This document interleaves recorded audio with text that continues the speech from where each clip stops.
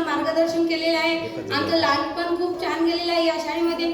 आणि मेन म्हणजे जेव्हा मी 7वीला इथे होती तर माझ्याकडे 7वीची मार्कशीट नव्हती. तर मला मॅडमनी खूप म्हणजे चव्हाण मॅडमनी खूप मदत केली. मला मार्कशीट पाहिजे होती.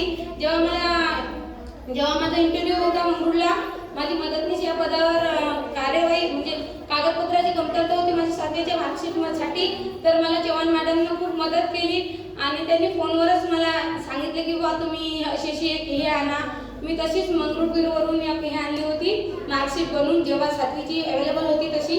आणि त्या मॅडमनं मला सही शिक्का लगेच दिला.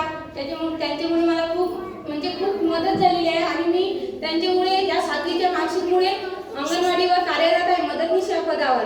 आणि मला खरोखर लहानपणचं बालपण माझं एवढं छान होतं, खूप चांगलं. कारण की आम्हाला कशाचंच बंधन नव्हतं किंवा तुम्ही खेळू नका की उड्या नका मारू. जसं लहानपणचं योग्य आपल्याला मार्गदर्शन करत असतात शिक्षक, तर त्यावेळेस खरोखर आम्हाला खूप असं मार्गदर्शन तुम्ही शिकावा. कारण की हेच वय आहे तुमचं. आम्हाला इंग्लिशमध्ये खूप ट्रेन करायचे. एवढे सर होते आम्हाला इंग्लिशला.